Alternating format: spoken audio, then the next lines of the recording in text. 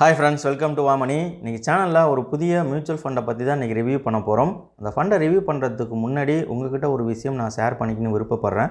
அது என்ன அப்படின்னா, இந்த இமேஜில் தெரிகிற ரோலர் கோஸ்டர் பயணம் மாதிரி எப்பொழுதும் பார்த்திங்கன்னா ஒரே ஸ்ட்ரைட் லைனில் இருக்கிறதில்ல. ஏன்னா ரோலர் கோஸ்டரானது ஏற்றம் இருக்கும், வளைவுகள் இருக்கும், சில டைம் ஸ்லோவாக போகும், சில டைம் ஃபாஸ்ட்டாக போகும். அதுக்கேற்ற மாதிரி தான் அப்படி டிசைன் பண்ணியிருப்பாங்க. அதே போல் தான் முதலீடுன்னு வரப்போ ஒரே மாதிரி ஸ்ட்ரைட்டான பாதையாக இருக்கிறதில்ல, ஏற்றம் இருக்கும். சில டைம் நீங்கள் எதிர்பார்க்காத டைம் பார்த்திங்கன்னா மார்க்கெட் வந்து அப் ட்ரெண்டை நோக்கி நகரும். திடீர்னு பார்த்தீங்கன்னா ஒரு 5% டவுன் ஆகும். ஸோ மார்க்கெட்டோட நேச்சர் அது மாதிரி தான். ஸோ அதெல்லாம் எப்படி நீங்கள் கடந்து முதலீட்டு வாழ்க்கையை கன்டினியூ பண்ணுறீங்கன்றதை பொறுத்து தான் உங்களுக்கு லாபம் எப்படி வரும் அப்படின்றது அமையும். குறிப்பாக 2 காரணங்களுக்காக முதலீடு பண்ணுங்கள். ஒன்று, உங்களுடைய பண வளர்ச்சிக்காகவும், 2வது பணவீக்கத்தை கட்டுப்படுத்துறதுக்காகவும் நீங்கள் கண்டிப்பாக முதலீடு பண்ணி தான் ஆகணும். பணவீக்கன்றது நான் எதை சொல்கிறேன்னா, அத்தியாவசிய பொருளோட விலையேற்றமானது நாளுக்கு நாள் வளர்ந்துக்கிட்டு தான் இருக்குது. ஸோ அடுத்த 10 வருஷத்துக்கு கழித்து பார்க்குறப்போ இன்னும் விலையேற்றம் அதிகமாக இருக்கும். ஸோ நல்ல திட்டத்தில் சேர்ந்து முதலீடு பண்ணுங்கன்னு நாங்கள் கண்டிப்பாக சொல்லலை. ஸோ அக்கறையோடு சொல்கிறோம், முதலீடு பண்ணால் நல்லாயிருக்கும் அப்படின்ற மாதிரி. சரி, வாங்க வீடியோக்குள்ளே போகலாம்.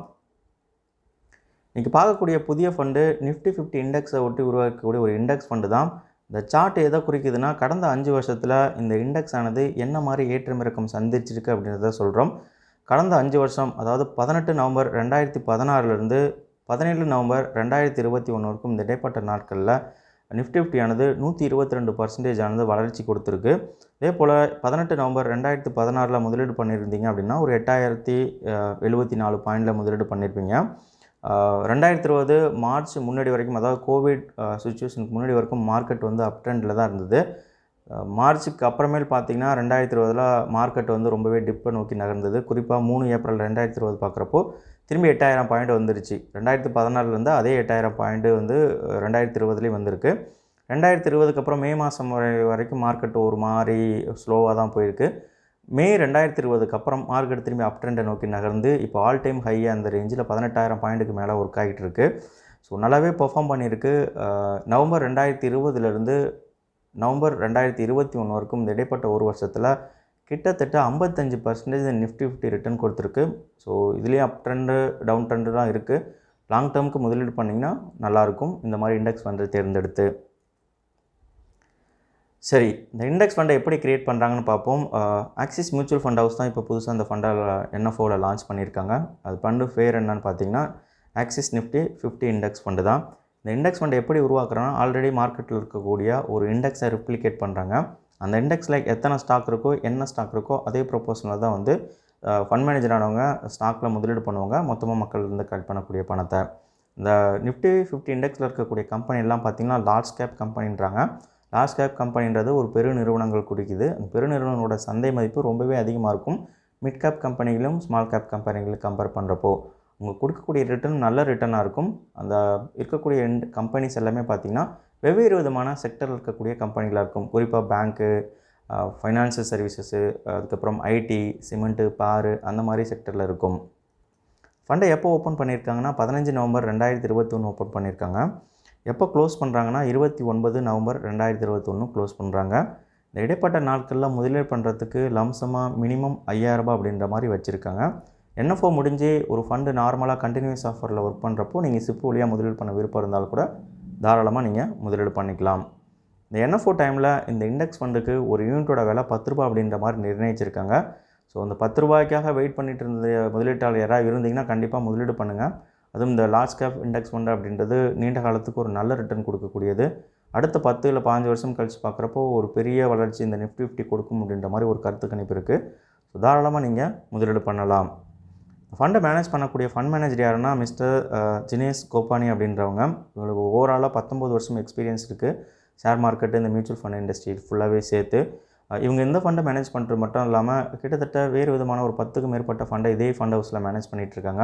குறிப்பாக 1-2 ஃபண்டுன்னு பார்க்குறப்போ ஏஎல்எஸ்எஸ் கேட்டகரியில் இருக்கக்கூடிய ஃபண்டு, இந்த ஃபோக்கஸ்டு 25 ஃபண்டு ரெண்டுமே வந்து இவங்க தான் வந்து மேனேஜ் பண்ணிகிட்ருக்காங்க. சரி, இந்த ஃபண்டை பற்றி சொல்லிட்டீங்க, இண்டெக்ஸ் பற்றி சொல்லிட்டீங்க. எப்படி நான் முதலீடு பண்ண முடியும் அப்படின்றவங்களுக்கு ஒரு 4 ஆப்ஷன் இருக்குது. முதல் ஆப்ஷன் அவங்களுடைய வெப்சைட் www.axismf.com விசிட் பண்ணிங்க அப்படின்னா நீங்கள் முதலீடு பண்ணிக்கலாம். இன்வெஸ்ட் நவ் அப்படின்ற ஆப்ஷன் மூலிமா. இன்வெஸ்ட் பண்ணுறதுக்கு முன்னாடி KYC கண்டிப்பாக நீங்கள் கம்ப்ளீட் பண்ணியிருக்கணும். அப்படி இருந்தால் மட்டும்தான் உங்களால் எந்த ஃபண்ட்லையுமே முதலீடு பண்ண முடியும். சரி, வெப்சைட் போக உங்களுக்கு விருப்பம் இல்லை அப்படி இல்லைனா ப்ளே ஸ்டோர், கூகுள் ஸ்டோர் போய்ட்டு நீங்கள் அப்ளிகேஷன் டவுன்லோட் பண்ணி கூட நீங்கள் முதலீடு பண்ணிக்கலாம். ஆக்சிஸ் எம்எஃப் அப்ளிகேஷன் இருக்கும், அங்கேருந்து கூட பண்ணிக்கலாம். ரெண்டாவது எம்எஃப் யூட்டிலிட்டி அப்படின்ற ஆப்ஷன் மூலியமாக முதலீடு பண்ணலாம். மூணாவது எம்எஃப் டிஸ்ட்ரிபியூட் வழியாக முதலீடு பண்ணிக்கலாம். நாலாவது ஸ்டாக் எக்ஸ்சேஞ்ச் பிளாட்ஃபார்ம் இருக்கக்கூடிய ஸ்டாக் புரோக்கர், உதாரணத்துக்கு ICICI securities, HDFC securities, Aanchal broking, அதுக்கப்புறம் பார்த்தீங்கன்னா ஜீரோதா, அந்த மாதிரி இதில் கூட நீங்கள் அக்கௌண்ட் ஓப்பன் பண்ணி இதில் இன்வெஸ்ட் பண்ணுறப்போ உங்களுக்கு வந்து டிமேட் ஃபார்மேட்டில் உங்களுக்கு அக்கௌண்ட் கொடுப்பாங்க. இந்த ஸ்க்ரீனில் தெரிகிறது ஆல்ரெடி இதே கேட்டகரியில் இருக்கக்கூடிய ஒரு இண்டெக்ஸ் ஃபண்டோட என்ஏவி என்ன மாதிரி கடந்த 5 வருஷத்தில் மூவ் ஆயிருக்கு அப்படின்றது தான். என்ன ஃபண்ட் ஹவுஸ்னால் UTI Nifty index fund direct plan growth option தான் இது. 18 நவம்பர் 2016 16 நவம்பர் 2021 இந்த 5 வருஷத்தில் என்ஏவி என்ன மாதிரி மூவ் ஆகிருக்கின்றது. நவம்பர் 2016 செப்டம்பர் 2018 வரைக்கும் மார்க்கெட் வந்து கொஞ்சம் அப்பில் இருக்கிறதுனால என்ஏவி வேல்யூவோட அதிகரிச்சிருக்கு. ஸோ செப்டம்பர்லேருந்து அக்டோபர் அந்த 2018 மார்க்கெட் ஒரு சரிவை நோக்கி நகர்ந்திருக்கு. திரும்பி அக்டோபருக்கு மேலே மார்க்கெட் அப் ட்ரெண்டை நோக்கி நகர்ந்திருக்கு. ஜனவரி 2020 வரைக்கும் அப்பில் தான் இருந்திருக்கு. இந்த கோவிட் காரணமாக 2020 ஜனவரிக்கு அப்புறம் மார்க்கெட் ரொம்பவே டவுன் ஆகி கிட்டத்தட்ட ஏப்ரல் மே வரைக்கும் பார்த்திங்கன்னா மார்க்கெட் வந்து ஒரு டவுனில் தான் இருந்திருக்கு. திரும்பி 2020 மே அப்புறமேலுக்கு மார்க்கெட் வந்து அப் ட்ரெண்டை நோக்கி நகர்ந்துட்டுருக்கு. இப்போ ஆல் டைம் ஹையில் ஒர்க் ஆகிருக்கு. ஒரு நிமிஷம் நீங்கள் வீடியோ வாட்ச் பண்ணிவிட்டு கூட செக் பண்ணிக்கிங்க என்ஏவி வேல்யூவோட என்ன மாதிரி சேஞ்சஸ் நடந்திருக்குன்னு. ₹51 இருந்த என்ஏவி வேல்யூ 2016 2021 நவம்பர் மாதம் ₹120 இன்க்ரீஸ் ஆகிருக்கு. ஸோ கிட்டத்தட்ட பார்க்குறப்போ ₹70 ஒரு யூனிட்டோட விலை அதிகரிச்சிருக்கு. சரி, நான் எதற்கு இண்டெக்ஸ் ஃபண்டில் முதலீடு பண்ணணும் அப்படின்றவங்களுக்கு ஒரு 3 காரணங்கள். ஒன்று, இந்த ஃபண்டை மேனேஜ் பண்ணுறதுக்கு ஆகக்கூடிய செலவினம் ரொம்பவே கம்மியாக இருக்கும், எக்ஸ்பென்ஸ் ரேஷியோ மற்ற ஆக்டிவ்லி மேனேஜிங் மியூச்சுவல் ஃபண்டை கம்பேர் பண்ணும்போது. ரெண்டாவது, இதில் ஒரு டைவர்சிஃபிகேஷன் இருக்குது. டைவர்சிஃபிகேஷன் அப்படின்றது 13 செக்டரில் இருக்கக்கூடிய கம்பெனியில் முதலீடு பண்ணுறப்போ 1 இல்லை 2 செக்டர் நல்லா பெர்ஃபார்ம் பண்ணலாலும் மீதி இருக்கக்கூடிய செக்டர் வந்து அதை பேலன்ஸ் பண்ணிக்கும், என்ஏவியை அந்த அளவுக்கு சரியாமல் பார்த்துக்கும். மூணாவது, இந்த இண்டெக்ஸ் ஃபண்டில் இருக்கக்கூடிய கம்பெனிகள், அதாவது உதாரணத்துக்கு டிசிஎஸ், இன்ஃபோசிஸ், ரிலையன்ஸு, ஹெச்டிஎஃப்சி பேங்க்கு, எஸ்பிஐ, அந்த மாதிரி பேங்க்லாம் பார்த்திங்கன்னா ஒரு பெரிய நிறுவனங்களாக இருக்கிறதுனால குவாலிட்டியான ஸ்டாக்ஸில் தான் வந்து முதலீடு பண்ணுறப்போ கிடைக்கக்கூடிய ரிட்டர்னும் சரி, அவங்க கொடுக்கக்கூடிய லாபமும் சரி நல்ல விதமாக இருக்கும். அதை பேஸ் பண்ணி தான் என்ஏவி வேல்யூவும் கணக்கிடுவாங்க. ஸோ தாராளமாக நீங்கள் முதலீடு பண்ணலாம். இன்கேஸ் இண்டெக்ஸில் ஏதாவது ஒரு ஸ்டாக் நல்லா பெர்ஃபார்ம் பண்ணல அப்படின்ற மாதிரி என்எஸ்சி சைட்லேருந்து அவங்க ஃபீல் பண்ணாங்கன்னா அந்த ஸ்டாக்ஸை வெளியில் எடுத்துகிட்டு எது நல்லா பெர்ஃபார்ம் பண்ணதோ அந்த ஸ்டாக்கை எப்போ வேணாலும் அவங்க இன்க்ளூட் பண்ணுவாங்க. இந்த இன்க்ளூட் பண்ணுறது அப்படின்றது 6 மாதத்துக்கு ஒரு வாட்டி நடக்கும்.